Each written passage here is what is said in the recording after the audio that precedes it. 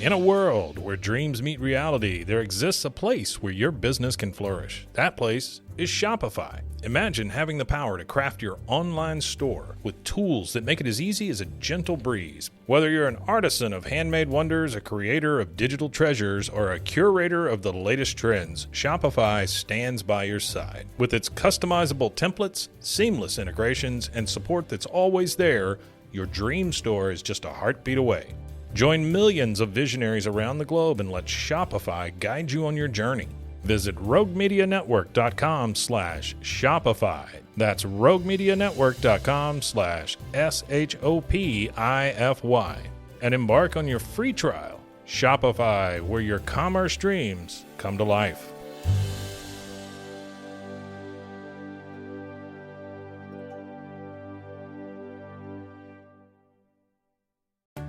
Most bankers aren't ready to help you until after their third cup of coffee. But with Central National Bank's after-hours service, you don't have to wait for the bank lobby to open to get help. You can contact us from 6 to 8:30 in the morning or from 5 to 10 in the evening, and we'll connect you to a real, live, local person who can answer questions and fix problems 7 days a week. Bank different. Bank Central. Central National Bank. Member FDIC. Caroline, you should tell them about the newest thing that Bloody Happy Hour is doing. A Patreon. It's a Patreon. What is that? That means you're basically like a VIP member, and there's 2 different levels that you can, subscribe to, and you get some perks. You maybe get like merch a little earlier. You get exclusive merch. You could get first dibs on signing up for a live show. You get episodes with no commercials. You get our video because our video is no longer available on YouTube. It is only on Patreon. And the most important to me is you get videos of our live shows. So if you are far away and you couldn't make our last live show, it will be on the website. We're going to record this future live show. It's going to be on Patreon, but also bonus episodes each month. You guys tell us all the time you want more episodes. This is a way for you to get more episodes. So you're going to get our basic Tuesday, Thursdays that we always put out, right? But if you're on a Patreon, you're VIP, you're going to get more. I can't wait to talk about in detail some more stories because I always have a lot of details I want to go to. I can law-splain. I might read a book. They just unsubscribed. This is also going to be the exclusive place that Dirty Chat is going to go to. So if that is breaking some of your hearts, just go ahead and subscribe now. In order to hear the full content, it's going to be Patreon. Where do they go again? Patreon.com/BloodyHappyHour. Don't forget to stay aware, stay alive, and always be DT.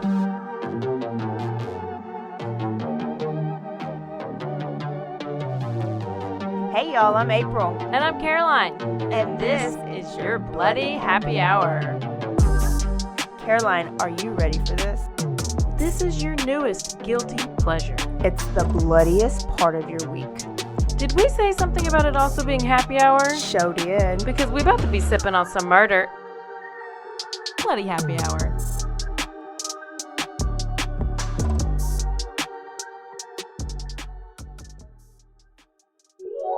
This is a Rogue Media Network podcast.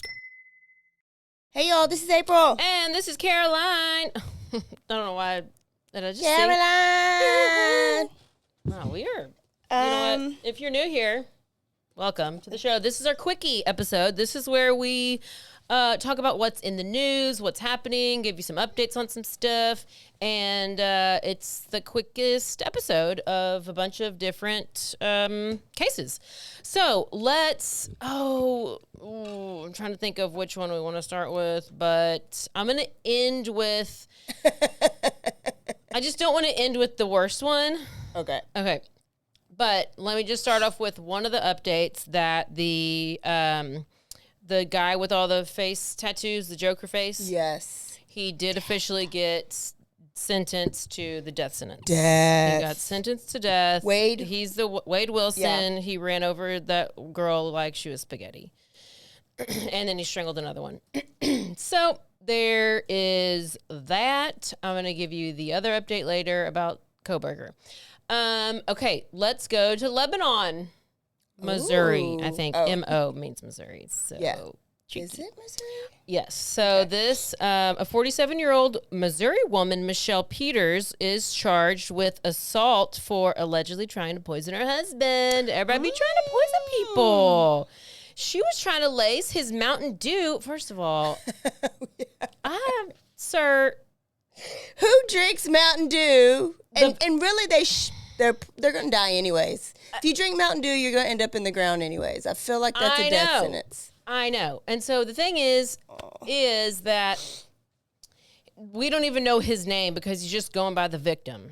But this victim, not only did he have Mountain Dew, he had liters of Mountain Dew. Okay, so that's probably, she put it, anyways. His kidneys were going to give out Let me just keep my opinions to myself for a second. So she was trying to lace his Mountain Dew with some Roundup weed killer. Yeah, okay. And let me tell you, I just realized this literally right now. But do you remember those commercials that was like, if you've been harmed by a Roundup weed killer, you are entitled to a lot or whatever? Like it was. I didn't know Roundup was one. Yes. Wow. Yes. So not only was it like killing people from just using it on their weeds, apparently, could you imagine drinking it?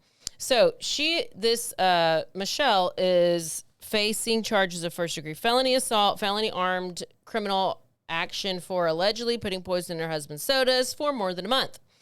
But I'm confused as how this is not attempted murder. Because if you are attempting to poison the person and wanting them to die, is that not attempted murder? Mm-hmm. So the victim, whose name was not released, went to the sheriff's office to say that he thought his beloved wife was trying to kill him.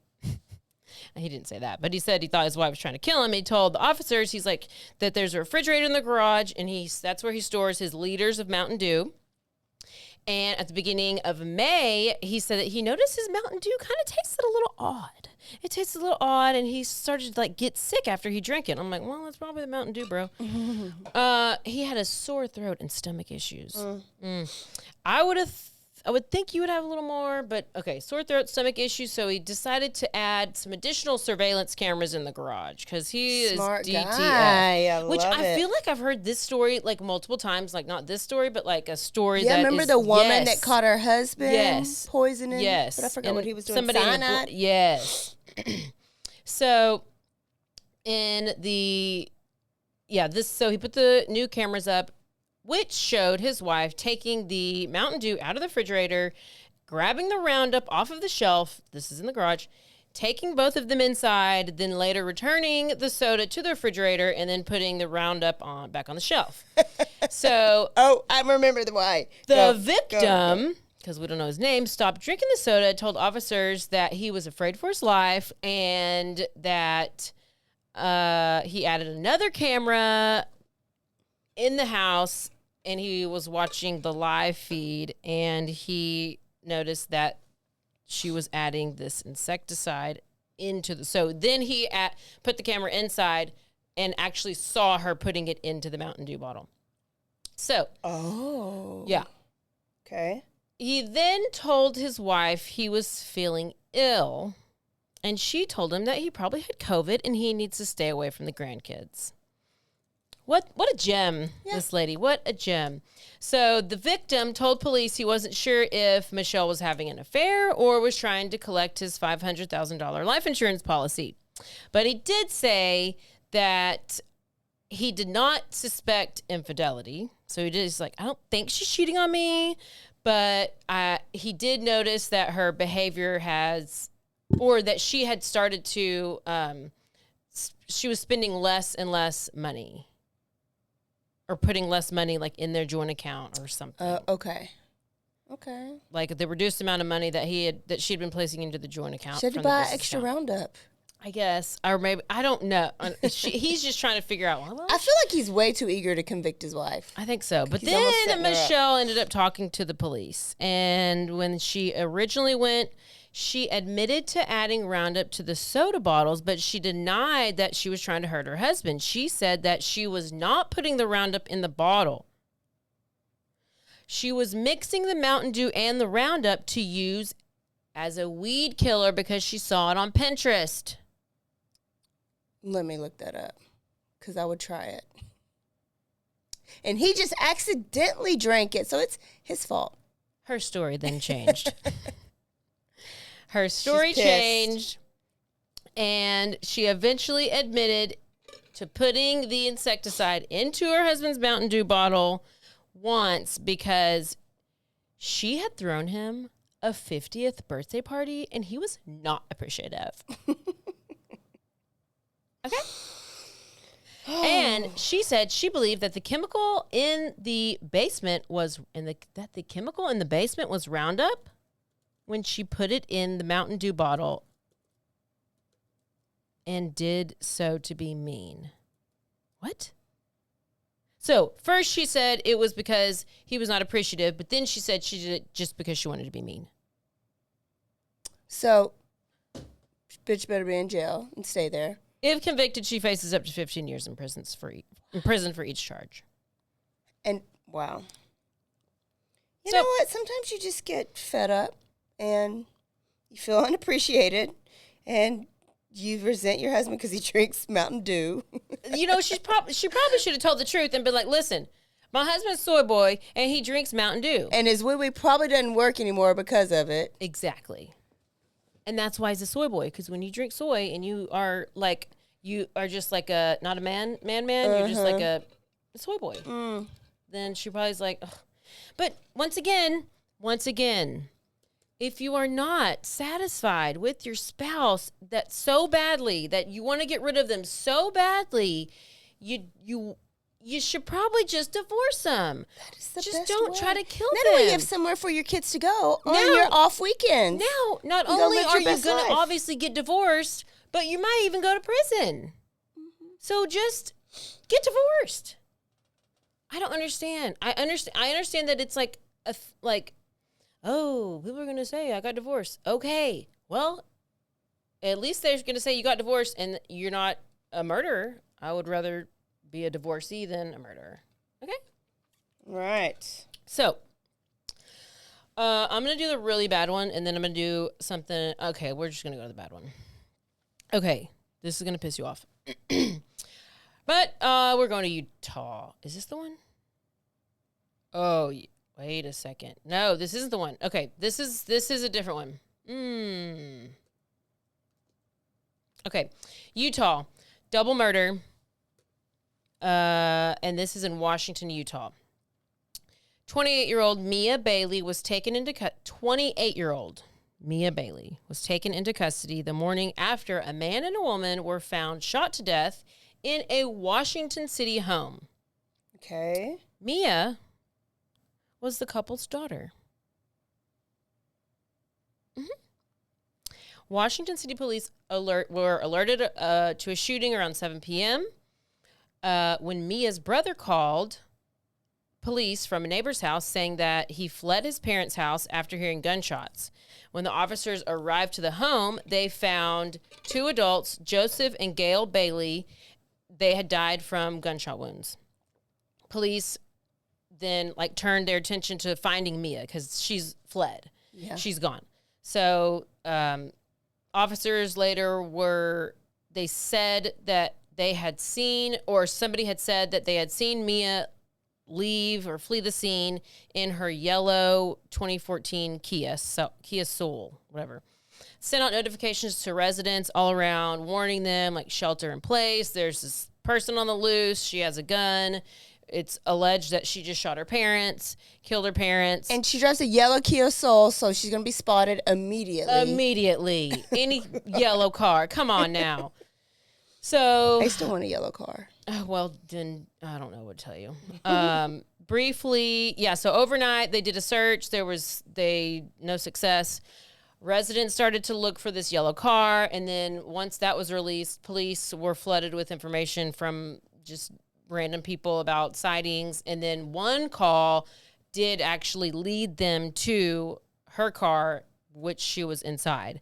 And that's when they began like negotiation tactics. So on June 18th, Mia surrenders to the police. Okay. She complies with officers. She sets the gun down and she's able to get up, walk over to officers, and then they take her into custody. So it was like, okay, everything was calm. She spoke to police after the arrest. She admitted to shooting and killing her parents, and she said that she had no remorse. She would not change what she did, and she said, "I would do it again. I hate them." Oh, what happened? What's she mad at?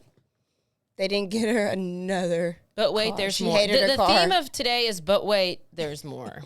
Okay, so but wait, there's more. Okay. She also admitted to shooting at her brother. She said after she killed her parents, she went downstairs to a room where her brother and his wife were living or were staying, and they were hiding from her. They had locked themselves inside this room. She said she fired once through the door. She didn't care if she hit anyone, but she didn't hit anyone. And she said her brother was not the main target. I guess she didn't like the wife. But she would not have been sad if the gunshot killed him. Wow, she hates everybody. She said she had a falling out with her parents and her brother, and she did not at this time have permission to enter the house. But she just went over there. The door was unlocked. She went inside, and she basically immediately began shooting at her mom. So she just was mad at him. She didn't like him. She was booked on suspicion of 2 counts of aggravated murder, 1 count of attempted aggravated murder, aggravated burglary, and several counts of felony discharge of a firearm. So she basically hated her parents and wanted to kill them. I mean, She don't move it. Wait, how old was she again? 28. 28. Yeah. What? I mean, That's she all. should have been out a long ass time ago. Uh-huh. All you had to do is get your own place and not talk to him again. No, she didn't. She hated him. They were probably the best parents ever. Probably so. I know. And then the kids who have the most abusive parents that starve them and like tie them down, they still love their parents. Yeah, because the good It's one, it's always the good ones that die. Yeah. Like the bad ones always like Yeah, it's a Bible verse about it. Yeah. The good die. It's basically the good die young. the good die young. Yes, exactly. I guess we're bad then because we ain't dead yet. So Well, they're giving us a chance to make our life right, so when we do die, we go to heaven. But it seems so unfair, right? Like, Yes, all these yes. murderers we talk about, they'll live till 89 years old. You just did the remember the producer, yeah, the Phil Spector. Yes, Spectre. He lived for damn near forever. Yeah. Damn near forever. He still didn't get his life right. Mm-mm. This one is another the good die young. This is the worst one, and I'm not ending with this. Okay. But this is the worst one. Is there another Amish couple that had their buggy stolen? You're going to end with that one? I'm just... I wish. It would have been a good way to I end. might end with that one. Okay, this is like yesterday happened. So this is about okay. Billie Jean Jackson was driving past a creek near 400 West Rankin Road, and she sees what she thinks is a mannequin. We all know. Why? We all know it's not a mannequin. Like, even if I think it's a mannequin at first, like, at I'm what not point going to do you say it. I know. I'm not going to say it. I know. I'm like, is that it? Because we will think it's a mannequin. Yeah, because I think like if you, I don't even know what I would do if I saw a dead body. Think it's a mannequin? I would. So she got a little better look and she was like, oh, not a mannequin, calls 911. So Sunday night, June 16th, Alexis, okay, I'm going to say this. How do you say this? Nungaray. Nungaray. Sure. Nungaray. Alexis reminded her daughter, Jocelyn, not to stay up too late because she was going to go to work with her mom the next day. And she goes and she tells her goodnight. And she's like, okay, just remember, I'm going to bed. Don't go to bed too late. You have to come to work with me at the crack of dawn. So Mama goes to bed at 10 o'clock. And then around midnight, 12-year-old Jocelyn is like, oh, Mama's asleep. And so I'm going to sneak out of the house and I'm going to go to a convenience store and I'm going to call my boyfriend. Come on, Jocelyn. I know. 13-year-old boyfriend. Why do you got to go to the convenience store and call them? I don't know. I don't. She got her cell phone taken away. So, boyfriend is on the phone and says that he hears some adult voices talking in the background, like when they get off the phone. And so, after talking to the boyfriend, Jocelyn is seen on like surveillance camera at the 7-Eleven, and she's seen with 2 other older like adults. The next morning, Mama wakes up, crack of dawn. She goes to wake up a 5-year-old. It's like, hey, wake up. She goes then to go to Jocelyn's room, and Jocelyn's not there. She can't find Jocelyn. Where's Jocelyn?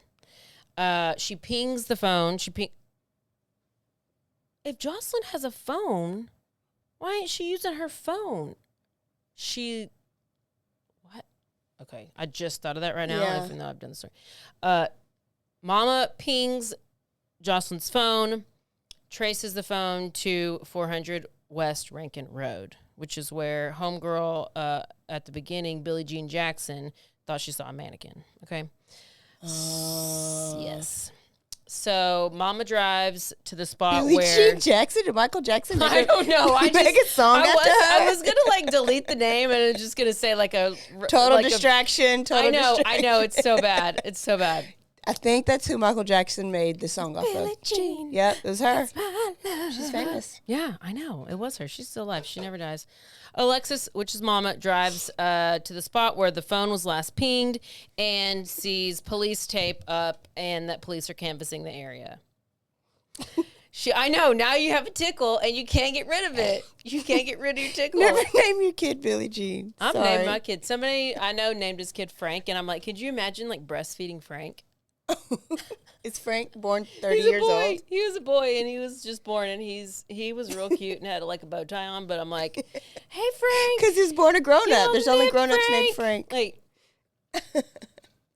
they'll call him Frankie until he like is maybe 40. I just don't know. But then that's the girl. Anyway. Oh, it's a girl named Frank? No, it's a boy. But I'm just saying, like, Frankie could be a girl name too. Oh, it's like from the real world. I don't know. Anyway. Back to the story. That's the worst one of the day.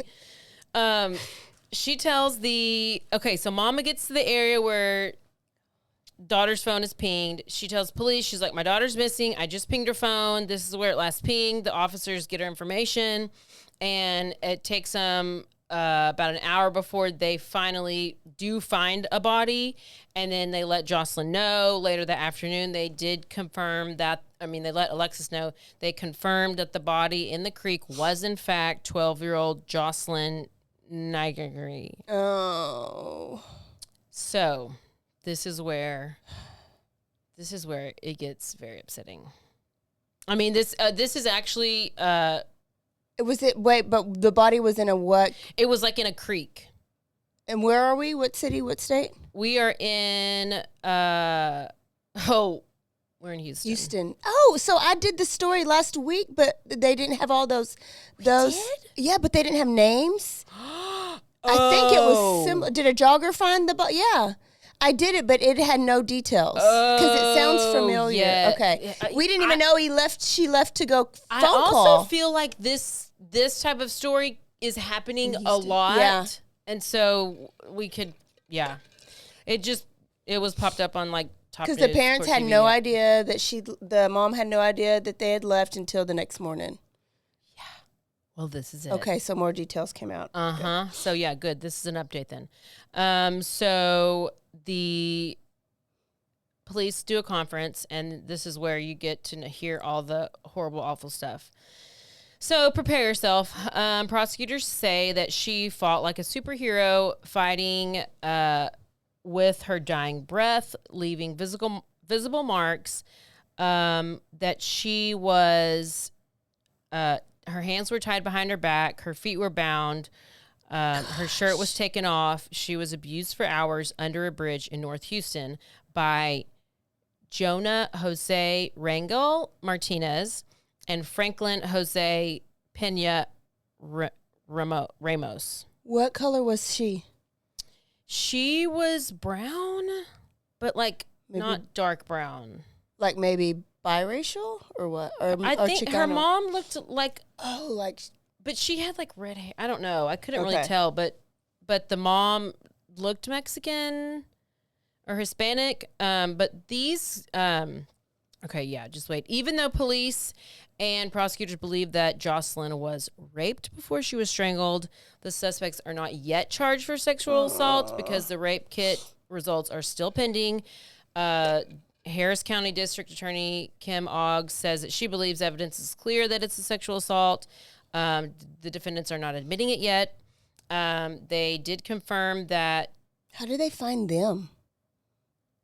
Like, how I did they didn't- link it to didn't them? say. It didn't say. So then this is two separate articles because it's an older one and then there's an updated one. So they said that capital murder charge can be upgraded if they do find that she was raped, death penalty eligible. They've already been to court. They've had their first court appearance. It was very dramatic. One of the family members of Jocelyn shouted out murder at the two guys. Another one shouted out in Spanish, "I hope they kill your children." Oh, shoot. Because apparently one of these dudes has 2 kids. They are currently being charged with capital murder. A judge has set bond at $10 million. But wait, there's more. Hog tie? Like, why do all that? June 21st. After learning about the arrests of Martinez and Pena, the U.S. Immigration and Customs Enforcement, ICE, released a statement saying that these 2 men were both illegal immigrants from Venezuela who had been detained and released by the U.S. Border Patrol a month before the murder. Both illegally entered the U.S. without inspection, parole, or admission by the U.S. immigration officer. Also, an unknown date and an unknown location on March 14th. Martinez was apprehended by the U.S. Border Patrol near El Paso. Recently, or this was a long time? March 14th. Okay. That same day, he was released on a order of recognizance with a notice to appear. Pena was apprehended. Okay, I got to turn this on. Pena was apprehended by the Border Patrol on May 28th near El Paso. He was also released.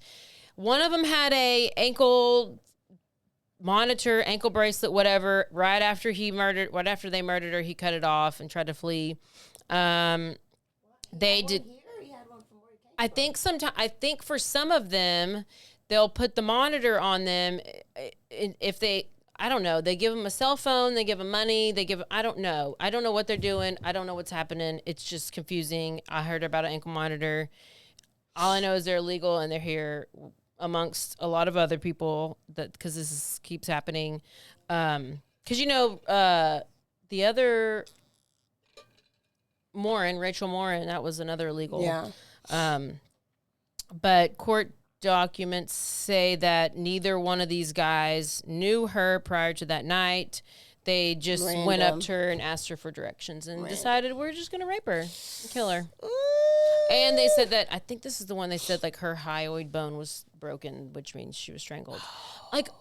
What are you just like, if they were both Venezuelan, it's what I have heard is that they know they can come in. And so the prisons in like Venezuela or Haiti, wherever, are just releasing the prisoners and being like, okay, go to the U.S. Just get out of prison. Because they don't want them in their prisons. I don't know. And they know they can come here. I don't know. It's just that's. I mean, this. Oh, that poor baby girl. I know. I don't understand why she still left the house. Well, I don't either. Last week when we were like, why did she leave? Because that's when you brought up the Aiden Fauci. Mm-hmm. You were like, well, he just left, and it was like a classmate that she met up with. It was random. And so I was like, well, maybe she was like talking to somebody on Instagram and she was meeting like a whole traffic type rape. And then, but it just ended up being just a random thing. But there's no payphones anymore. So she wasn't on a payphone. Was she on the store phone, or she had to go all the way to the store to call her boyfriend with her own phone? I don't know why. That's what's so weird. That is what's so weird. Okay. All right. What's the one that ends because it's very well better? Yeah, like okay, it said she went to the convenience store to call her boyfriend. Maybe she wanted like M&Ms. I don't know. Maybe that's not why she went there. Maybe she went there just to go somewhere, and then on the way she's like talking to him on the phone.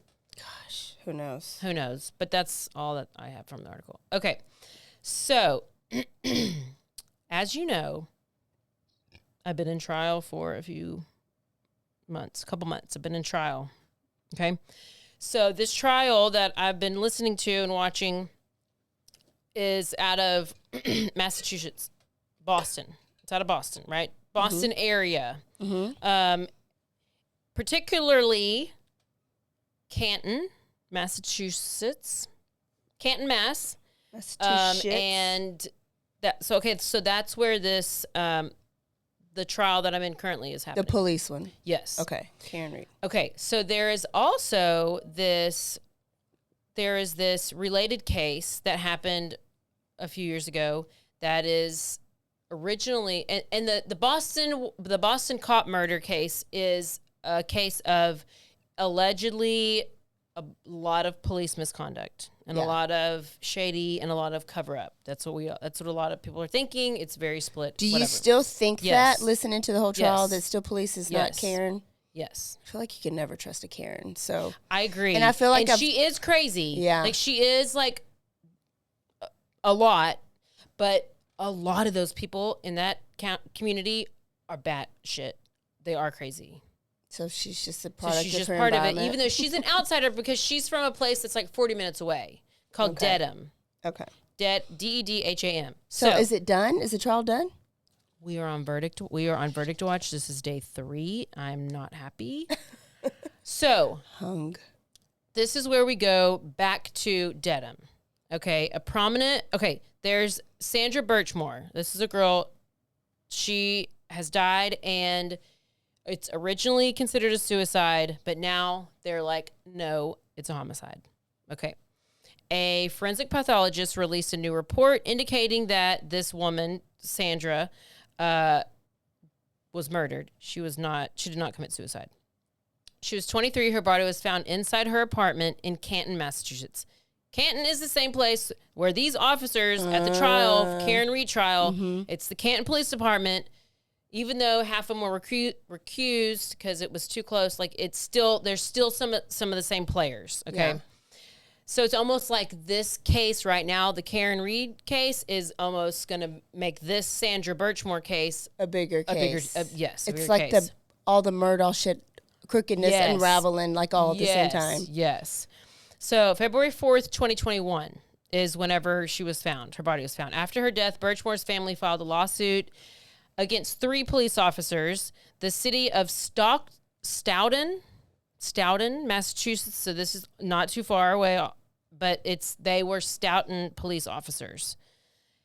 They said that they sexually abused her, and that it was alleged that she took her own life, that she committed suicide. But this new report that came out said that so this guy who did this report has been involved in high-profile cases, including O.J. Simpson, Jeffrey Epstein, Phil Spector, who we just talked about. And he says that evidence points to Birchmore being murdered rather than taking her own life. So the family has now done a wrongful death lawsuit. And they're like, no, it's not alleged suicide. We think that these 3 police officers groomed her for several years, engaged in illegal sexual activity with her. None of the officers have been charged, but all 3 have left the department. According to the lawsuit, Matthew and William Farwell, twin brothers, as well as Robert Devine, all had sexual relationships with Birchmore and had been repeated contacts with her while on duty. Like, so were with her while they're on duty. Birchmore was 13 when she joined the Stoughton Police Department Explorers Program. I don't know what this is. It was headed by this Devine guy. The Farwell brothers, the twin brothers, worked as officers and educators in the program. Apparently, according to the lawsuit, Matthew's sexual relationship began with Birchmore when she was 15 years old. Yeah, not the age of consent. Mm-mm. The lawsuit alleges that 4 days before her body was found, Matthew, and I saw this video surveillance, was seen on surveillance video at her home. He was the last one. So she goes into her apartment. She goes in the elevator. You see her go up. You see police officer guy go into the elevator, go up. And then the next thing is him coming out. And that he's the last person that saw her. That's it. But she apparently hung herself. Yeah. Hung herself? Yeah. So Is that even how women die? No, they don't. Usually? I don't think so. So he was the last one to see her alive. But wait, there's more. When Sandra died, are you ready for this? Yes. She was 3 months pregnant. Oh. By one The of the lawsuit popos. alleges that the child was fathered by one of the 3 officers. But Baden, the forensic guy who's doing this report, says that while the state medical examiner found that Birchmore was pregnant when she died, the office apparently did not send fetal tissue for DNA analysis to determine who the father was. In his report, this Baden guy also pointed, oh, this is where the fractured hyoid bone was. This is not from the, pointed out a fractured hyoid bone as evidence that Birchmore was strangled and did not hang herself. So I mentioned that in the earlier case. But anyway, her pregnancy is one reason why those who know her insist she did not take her own life. One of this Melissa Berry lady, she created the Justice for Sandra Birchmore Facebook page, and she said that Sandra was so excited to be a mother that those men took advantage of her, and she said it was just heartbreaking to see all that was done to her. So while these officers who worked at the Stoughton Police Department, Birchmore's body was found in her apartment in Canton. Okay, so I don't know why these other police officers are. Anyway, the lawsuit is filed in Dedham. So it's like they're Stoughton officers. The girl lives in Canton, but the lawsuit's in Dedham. Okay. So these are 3 different little towns within the same county. But they all have their own police department where those police departments could have handled it. It'd be like McLennan County has several different police departments. Hewitt, Belmead, Waco, Lacey Lakeview. So this is all the same DA. Yeah. Norfolk DA. Yeah. So this is where it's like, okay. So he was like, let me get my friend over here to handle this, and this friend over here and handle. He wanted his boys to handle it. And it also comes down to this corrupt and shady DA. It always is. So, in the 2, if those second 2 cities sound familiar. Okay.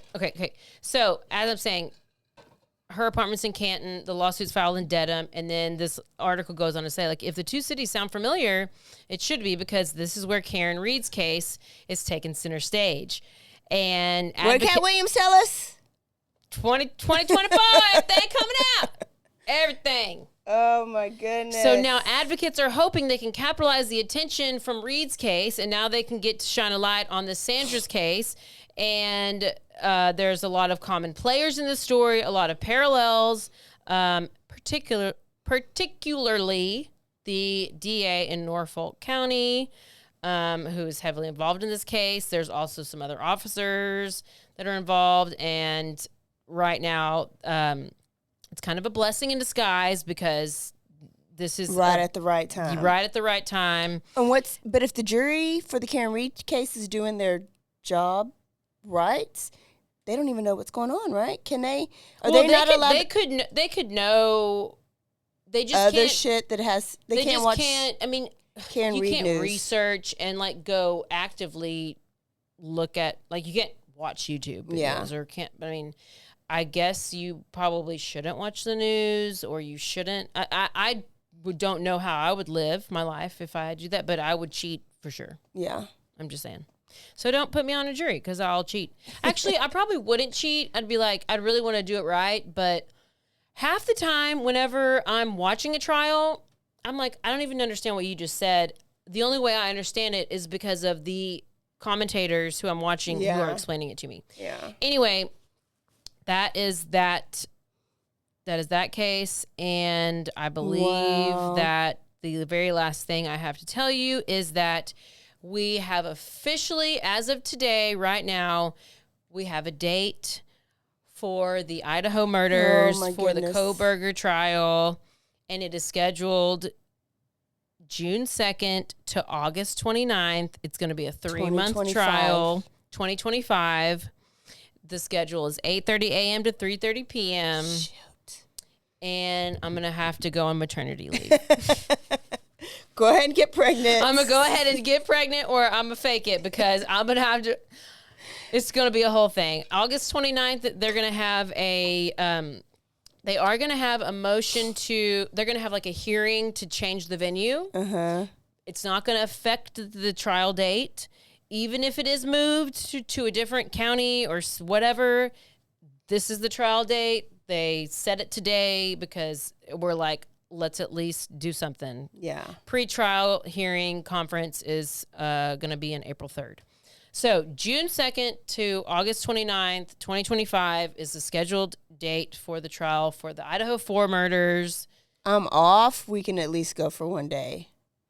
Let me start putting my pennies in a bucket. I'm off for the summer. We're picking we doing it. Let's just go for openings. It's what? For opening statements.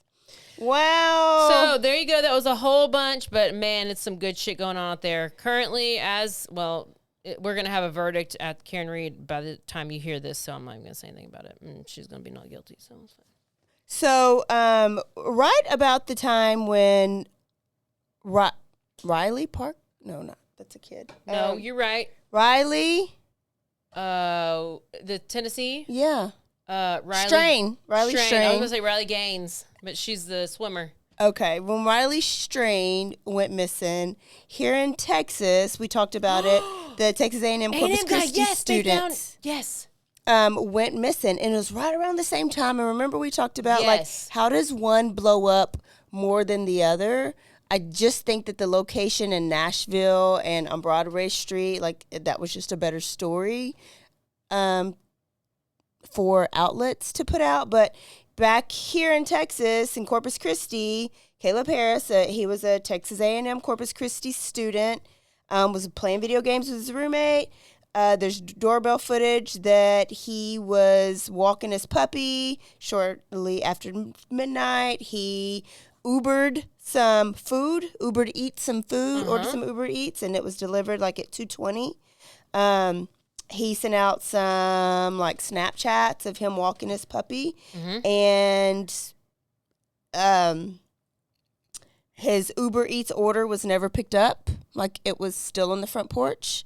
He was just reported missing at like 11 a.m. the next morning. This was on March 4th, 2024. His cell phone was missing. His wallet and keys were all in the apartment. And the investigation was ongoing and active. There was a number of suspects that were ruled out, including the Uber Eats drivers, including his roommates, including his friends he was last texting. Well, a body was found near the area where his apartment was and where he was last known to be, in a well where they had to get like a hazmat team and pump out like what was in the well. But this is an area that was searched multiple times. But how do you even, I need to know how they found that out, because so did somebody call? They had the dogs, can the dogs like sniff in there? Well, I was thinking that it had to wait until it really, really smelled for it to be known. Let me just tell you. It's down at the bottom of a well. Let me just tell you. I go sit outside of my she shed. It's not a shed. It's really not, but I consider it my she shed. And I have randomly flies come and attack. And sometimes there's like 4. And I'm like, why? I have no food out there. I like have a drink, but I don't understand why they're coming and attacking. So I went and bought this thing. It's like a jar thing, and you hang it from your tree or whatever. Yeah. it attracts the flies. But then it has a little opening on the top. The flies go in. They end up dying inside. Yeah. You Filled have up that so shit. quick. You have that shit hanging for a couple of weeks. You think you walking past a decomposing body. Yeah. So I officially know what a dead body smells like. Because it smells that like bad? a bunch of dead flies hanging in your tree. And it is a very distinct, disgusting. It's not like, because I always am like, what do they mean they smell like the certain smell? There is a certain smell. And I know it's just flies. Yeah. But I feel like That's part of what the smell is. yes. So they because I'm like they had to have had dogs, canines come out and smell to find him. And maybe they kept going off in near the well. Because otherwise, but you it would can't have just to be like go down somebody- into a well. Well, it had to be somebody who would have given them a clue or something Yeah. to know to go back and search there again. I don't know. They had And to. then how many places just have a well that's open? Usually they're lidded up and like closed up. Well, we need to know who lives on that. Whose property is the well on? Who knows? And why? And what happened? So Like, we'll we know don't even more. They haven't anything. identified it. They are alluding that it's probably Caleb Harris. Maybe they know what he had on, but they have not said it's Caleb Harris. So I just feel horrible for the. Oh, I thought they did say it was. Why is that? Why are there not? Like they're not going on giving interviews and doing stuff. Like the parents and stuff. I don't know. Maybe they just don't need to be. They're not trying to be like Idaho 4's dad, all in the mix. I mean, Maybe if they're you just want- sitting do they back just and letting don't people do care? their jobs. Okay, well. Being quiet doesn't mean doesn't care. It's like let the people do their job. No, I want the public. I want all the public to know. If I go missing, I need everybody searching for me. Because y'all need to be DTF. Down to fine. Okay, well, we will see y'all Thursday for a new episode, and we are going to South Carolina. Oh, goody. Yep. You're going to Low Country? To the Low Country. We'll see y'all then. Don't forget to Stay aware. Stay alive. And always be DTF. Bye, y'all. Goodbye.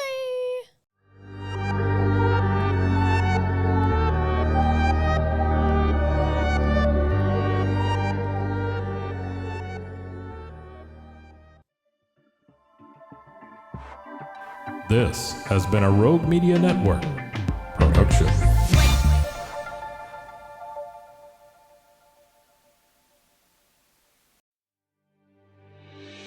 In a world where dreams meet reality, there exists a place where your business can flourish. That place is Shopify. Imagine having the power to craft your online store with tools that make it as easy as a gentle breeze. Whether you're an artisan of handmade wonders, a creator of digital treasures, or a curator of the latest trends, Shopify stands by your side. With its customizable templates, seamless integrations, and support that's always there, your dream store is just a heartbeat away. Join millions of visionaries around the globe and let Shopify guide you on your journey. Visit roguemedianetwork.com/Shopify. That's roguemedianetwork.com/SHOPIFY. And embark on your free trial. Shopify, where your commerce dreams come to life.